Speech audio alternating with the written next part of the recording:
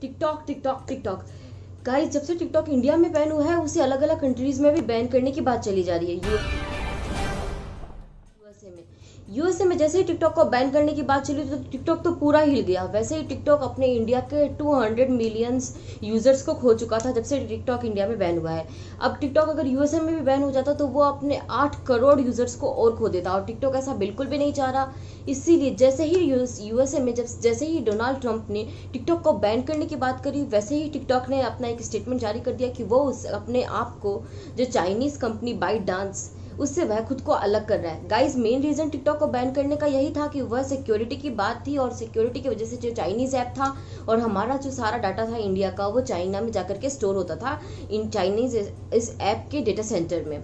लेकिन जैसे ही अभी बात यूएसए में भी चलने लगी तो फिर टिकटॉक ये चाह रहा है कि ऐसा बिल्कुल ना हो, इसीलिए उसने ऐसा किया है कि वह अपने ByteDance company Chinese ByteDance company से खुद को अलग कर रहा है। और बात चलने में यह आ रही है, और अब तो ये बात संडे को कंफर्म भी हो गई है कि USA based software based Microsoft company, आप लोगों ने उसका नाम तो सुना ही होगा, या गाइस सॉफ्टवेयर कंपनी माइक्रोसॉफ्ट ने अब उससे अपने पार्शियली टिकटॉक को अपने अंडर लेने की कोशिश कर रही है, उसके अंडर उसका कंफर्मेशन भी दे रही है। इसके रिलेटेड उन्होंने डोनाल्ड ट्रंप से भी बातचीत करी है, और चाइनीज इस ऐप के ऑनर से भी उन लोगों ने इसके बारे में बात करी है, बाइटडांस कंपनी से भी उन लोगों ने बात कर ली है।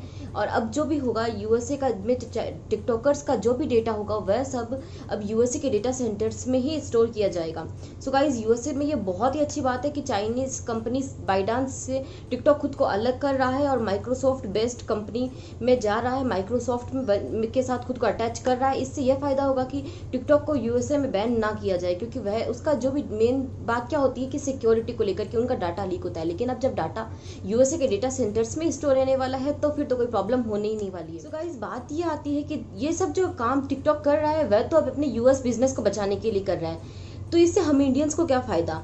तो गाइज, आप लोग ये बात सोचिए, अगर टिकटॉक अपने 8 करोड़ यूजर्स को बचाने के लिए इतना कुछ कर सकता है कि वह अपनी चाइनीज कंपनी बाइटडांस से खुद को अलग करके माइक्रोसॉफ्ट कंपनी से खुद को अटैच कर रहा है, माइक्रोसॉफ्ट के साथ काम करने को रेडी है, और यहाँ तक कि वह अपने सारे डेटा को भी यूएसए में स्टोर करने के लिए तैयार हो चुका है, तो इंडिया में क्यों नहीं करेगा। इंडिया में तो उसके 200 मिलियंस यूजर्स थे, यानी कि 20 करोड़ से भी ज़्यादा लोग उसे यूज़ कर रहे थे इस ऐप को। मैंने आप लोगों को अपने लास्ट वीडियो में भी कहा था कि टिकटॉक के 24% यूजर्स सिर्फ इंडिया के अंदर है। तो गाइस, टिकटॉक अपने इंडिया के लिए भी बहुत कुछ करने का सोच रहा है। जैसा कि गवर्नमेंट ने पहले उनसे 79 क्वेश्चंस पूछे थे, उन क्वेश्चंस में भी टिकटॉक ने इस बात को क्लियरली कहा था कि वह अपना एक डेटा सेंटर इंडिया में भी बनाने को तैयार है, जिसमें इंडियंस का सारा डेटा वहीं पे स्टोर होगा, कहीं बाहर नहीं जाएगा।